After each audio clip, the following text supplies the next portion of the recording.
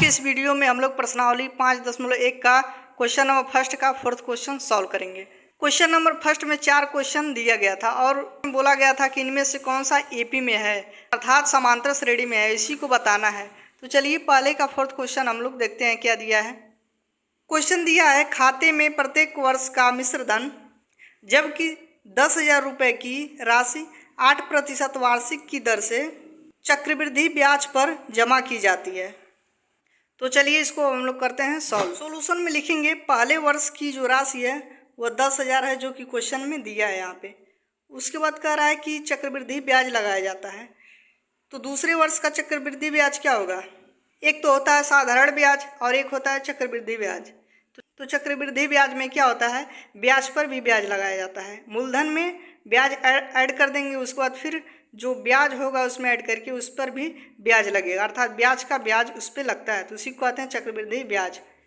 तो इसको दो तरह से सॉल्व कर सकते हैं। एक तो चक्रवृद्धि ब्याज का फार्मूला लगा के मिश्रधन निकालते हैं। कैसे? A=P1 + R/100 पेन से निकाल सकते हैं या साधारण ब्याज से निकाल सकते हैं। चक्रवृद्धि ब्याज ऐड करके उस पर ब्याज लगाएंगे तो ये वाला जो चक्रवृद्धि ब्याज होता है इससे हम लोग आसानी से निकाल सकते हैं। इससे निकालना थोड़ा आसान होगा तो इसी से हम लोग निकालते हैं। तो चलिए इसके बाद आगे सॉल्व करते हैं। तो दूसरे वर्ष का चक्रवृद्धि ब्याज क्या होगा? पहले वर्ष का जो राशि है वह कितना है? 10,000 है। तो दूसरे वर्ष का चक्रवृद्धि ब्याज होगा मूलधन कितना है? 10,000। उसके बाद मूलधन गुणे दर कितना दिया था क्वेश्चन में? 8। और समय कितना है? 1 वर्ष बटे 100 होता है। मूलधन गुणे दर गुणे समय बटे 100 होता है। तो यहाँ से हम लोग ब्याज निकाल सकते हैं। तो इसको काटेंगे तो आ जाएगा कितना? 800 रुपये आ जाएगा, यह ब्याज हो गया। अब दूसरे वर्ष की राशि क्या हो जाएगी? मिश्रधन क्या हो जाएगा? पहले वर्ष की जो राशि थी वह 10,000 था, तो दूसरे वर्ष की राशि क्या हो जाएगी? 10,800। 800 क्या है इसमें? ब्याज इसमें जुड़ जा रहा है। तो तीसरे वर्ष का चक्रवृद्धि ब्याज क्या होगा? दूसरे वर्ष की राशि कितनी हो गई? 10,800।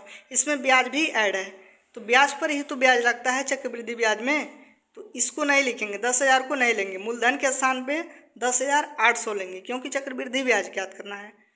तो लिखेंगे मूलधन गुणे दर कितना है? 8 और समय 1 वर्ष बटे 100। तो इसका निकालेंगे ब्याज तो कितना आ जाएगा? 864 रुपये तीसरे वर्ष का चक्रवृद्धि ब्याज आ जाएगा। तो राशि कितनी हो जाएगी?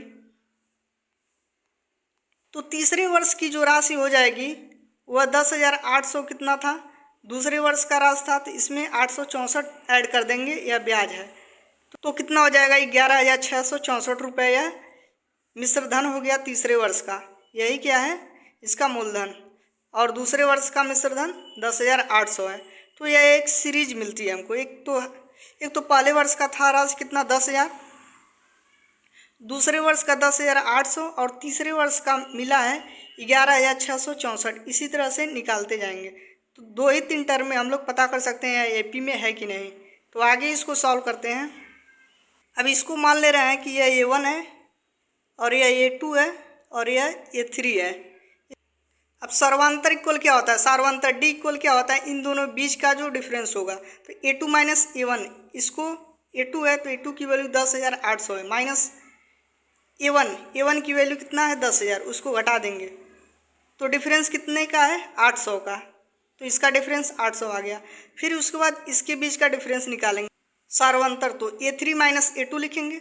A3 की वैल्यू कितना है? 11,664 यहाँ पे, और A2 की वैल्यू 10,800 है। घटाएंगे तो 864 आ जाएगा। तो देख रहे हैं यहाँ पे क्या है? सर्वांतर 800 और यहाँ पे 864 है।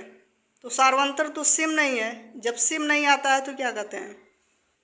जब सर्वांतर सेम नहीं आता है तो यह एपी में नहीं है। लिखेंगे अतः सर्वांतर जो है वह समान नहीं है, इसलिए यह एपी में नहीं है, अर्थमेटिक प्रोग्रेशन में नहीं है। अगर यह सेम आ जाता तो यह समांतर श्रेणी में होता है डी की वैल्यू, लेकिन सेम नहीं है।